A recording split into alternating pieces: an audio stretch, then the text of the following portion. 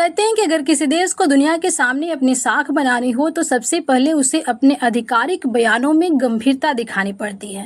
लेकिन पाकिस्तान ने एक बार फिर ऐसा कारनामा कर दिया कि लोग उसकी विदेश नीति से ज्यादा उसकी अंग्रेजी पे चर्चा करने लगे। एक तरफ भारत के रक्षा मंत्री राजनाथ सिंह ने पाकिस्तान को साफ शब्दों में चेतावनी दी और दूसरी तरफ पाकिस्तान ने जवाब देने के लिए आधिकारिक बयान जारी किया। लेकिन उस बयान में ऐसी गलती हो गई कि सोशल मीडिया पर लोग मुद्दा छोड़कर पाकिस्तान का मजाक उड़ाने लगे। आखिर क्या कहा था राजनाथ सिंह ने, पाकिस्तान ने जवाब में क्या लिखा था और एक छोटी सी स्पेलिंग मिस्टेक कैसे अंतर्राष्ट्रीय स्तर पर ट्रोलिंग का कारण बन गई।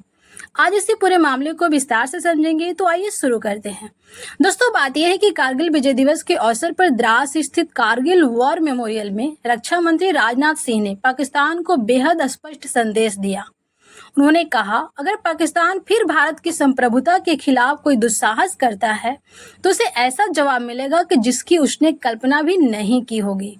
उन्होंने यह भी दोहराया कि अगर भविष्य में पाकिस्तान से कोई बातचीत होगी तो सिर्फ पाकिस्तान अधिकृत कश्मीर यानी कि पीओके के मुद्दे पर, यानी आतंकवाद, सीमा विवाद या किसी अन्य विषय पर बातचीत की कोई गुंजाइश नहीं है।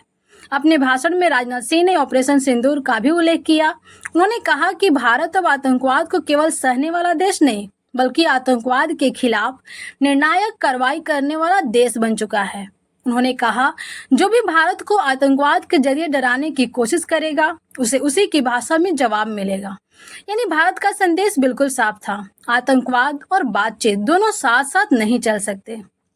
भारत के इस कड़े बयान के बाद पाकिस्तान के विदेश मंत्रालय ने आधिकारिक प्रतिक्रिया जारी की। जैसा अक्सर होता है, पाकिस्तान ने भारत पर आरोप लगाए, कश्मीर मुद्दे का जिक्र किया और संयुक्त राष्ट्र के प्रस्तावों की बात दोहराई। लेकिन पूरा बयान चर्चा में इसलिए नहीं आया कि उसमें क्या लिखा था, बल्कि इसलिए आया कि उसमें एक बड़ी स्पेलिंग मिस्टेक थी। पाकिस्तान के आधिकारिक बयान में अंग्रेजी का शब्द रोग लिखा जाना था, लेकिन वहां रूज लिखा गया। अब अंग्रेजी जानने वाले तुरंत समझ गए कि दोनों शब्दों का मतलब बिल्कुल अलग है। रोग का अर्थ होता है दुष्ट या कानून तोड़ने वाला, जबकि रूज का अर्थ होता है गालों पर लगाया जाने वाला लाल रंग यानी मेकअप। बस यहीं से सोशल मीडिया पर मेम्स और ट्रोलिंग की बाढ़ आ गई। एक यूजर ने लिखा, लगता है विदेश मंत्रालय भी सेना ही चला रही है। दूसरे ने लिखा, जब तक सूरज चांद रहेगा पाकिस्तान बकलोली करता रहेगा। किसी ने कहा, इतना बड़ा आधिकारिक बयान और प्रूफ रीड तक नहीं किया गया। कई लोगों ने इसे पाकिस्तान की कूटनीतिक लापरवाही बताया। अब यहाँ एक बात समझना जरूरी है, स्पेलिंग की गलती किसी से भी हो सकती है, लेकिन जब कोई गलती किसी देश के विदेश मंत्रालय के आधिकारिक बयान में हो तो वह सिर्फ भाषा की गलती नहीं रहती, बल्कि उस देश की पेशेवर तैयारी और विश्वसनीयता पर भी सवाल उठाती है। क्योंकि ऐसे दस्तावेज आमतौर पर कई स्तर की जांच के बाद जारी किए जाते हैं। पिछले कुछ वर्षों में भारत लगातार यही संदेश देता आया है कि आतंकवाद और बातचीत साथ साथ नहीं चल सकते। पीओके को भारत अपना अभिन्न हिस्सा मानता है और भारत की आधिकारिक नीति यही है कि पाकिस्तान से यदि कोई चर्चा होगी तो वह पीओके के मुद्दे पर ही होगी। राजनाथ सिंह का बयान भी इसी नीति की पुनरावृत्ति माना जा रहा है। तो दोस्तों, इस पूरे घटनाक्रम में दो बातें सामने आती है।